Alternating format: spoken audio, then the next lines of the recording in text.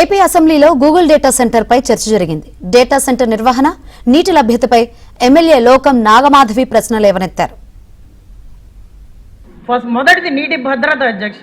ఎందుకంటే ఈరోజు ఉత్తరాంధ్ర నీటి సమస్యతో బాధపడుతున్నది. అది తాగునీరు కానీ సాగునీరు కానీ ఉత్తరాంధ్రకి చాలా కష్ట పరిస్థితుల్లో ఉన్నాం, చాలా విలువైంది కూడా.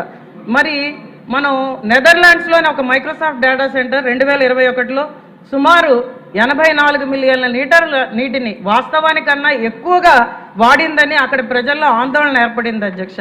మరి ఆంధ్రప్రదేశ్లో ప్రతిపాదిత భారీ డేటా సెంటర్లకు సంవత్సరానికి ఎంత నీరు అవసరం అవుతుంది, ఆ నీటి వనరులు ఏమిటి, ఇప్పటికే ఉన్న తాగునీరు వ్యవసాయ నీటి అవసరాలతో పోల్చి ఈ నీటి అవసరంపై ప్రభుత్వం సమగ్రంగా అంచనా వేసిందా అని నేను మీ ద్వారా మంత్రి గారిని అడుగుతున్నాను అధ్యక్ష.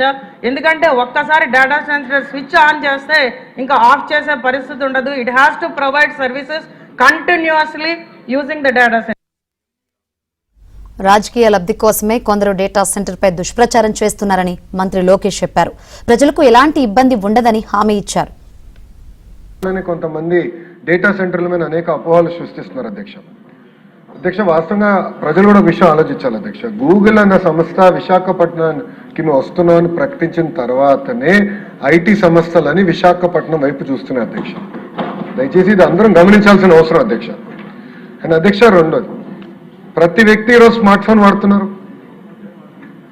ఆ స్మార్ట్ ఫోన్లో AI is being powered by data centres. దయచేసి ఇది అందరూ గమనించాలి. It is being powered by data centres.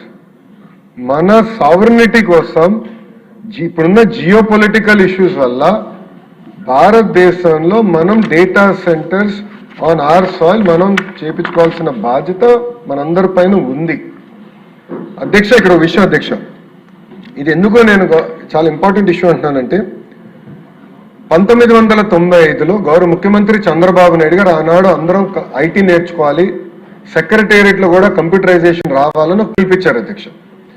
Computerisation ప్రక్రియలో ఒక ఎంప్లాయీ చనిపోయారు అధ్యక్ష. అంటే పనిచేస్తూ, అదేమి కంప్యూటర్ వల్ల చనిపోయింది కాదు, అక్కడ పనిచేస్తున్నారు కానీ గుండెపోటు వచ్చింది, పాపం చనిపోయారు అధ్యక్ష. అప్పుడున్న ప్రతిపక్షంలో ఉన్న వాళ్ళు ఏమన్నారంటే కంప్యూటర్ రేడియేషన్ ఇస్తుంది, ఆ రేడియేషన్ వల్ల ఈ ఎంప్లాయీ చనిపోయారని ఆనాటి ప్రతిపక్షంలో ఉన్న వాళ్ళు ఆరోపణలు చేస్తాం జరిగింది అధ్యక్ష. కానీ అదే కానీ ఇన్నుంటే ఆ రోజు ఆ మాట కానీ ఇన్నుంటే హైదరాబాద్ ఈ రోజు ఈ స్థాయికి వచ్చేది కాదు అధ్యక్ష. With all due respect everyone, data centre is also like that. ఇప్పుడు మీరు అన్నట్టు డేటా సెంటర్ విషయంకి వచ్చేగల ప్రధానంగా మేడం గారు ఒక 3-4 అంశాలపై చెప్పారు అధ్యక్ష. మొదటిది నీటి భద్రత గురించి చెప్పారు అధ్యక్ష. మళ్ళీ నేను అందరు గౌరవ సభ్యులందరూ చెప్తున్నాను, ఈరోజు గోదావరి నుంచి నార్మల్ ఇయర్ 5 years యావరేజ్ గా తీసుకుంటే సుమారుగా 3000 TMCలు బే ఆఫ్ బెంగాల్లోకి వృధా అవుతుంది అధ్యక్ష. మనం పోలవరం పెట్టి ఆ నీటిని ఇంపౌండ్ చేసి ఆ నీరుని గ్రావిటీ ద్వారా విశాఖపట్నానికి తీసుకొస్తున్నాం, అది అందరికి తెలిసిన విషయమే. ఈ రోజు మనం చేసేది ఏంటంటే మొత్తం data centre eco system mature అయ్యి 6.5 gigawatts కెపాసిటీకి వస్తే సుమారుగా 3 TMC based on current technology అవసరం పడుతుంది. మళ్ళీ చెప్తున్నా, కరెంట్ టెక్నాలజీ ఆఫ్ టుడే అధ్యక్ష. నేను స్వయంగా డేటా సెంటర్స్ చూశాను. నేను పాలో ఆల్టోలో ఇంటెల్ ఏర్పాటు చేసిన డేటా సెంటర్కి వెళ్ళి చూశాను. అక్కడ మొత్తం ఎయిర్ కూల్ టెక్నాలజీ వాడుతున్నారు, not water cool technology. So technologies కూడా చాలా ఫాస్ట్గా ర్యాపిడ్గా ఎమర్జ్ అవుతున్నాయి, కొత్త టెక్నాలజీలు వస్తున్నాయి. వాటర్ వినియోగం కూడా తగ్గించుకుంటున్నారు, ఎనర్జీ అవసరాలు కూడా తగ్గించే టెక్నాలజీ ఈరోజు వస్తుంది అధ్యక్ష. అది నంబర్ 1.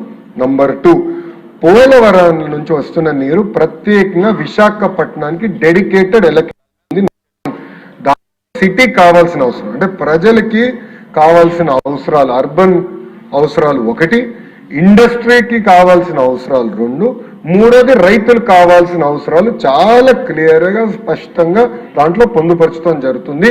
ఇండస్ట్రీ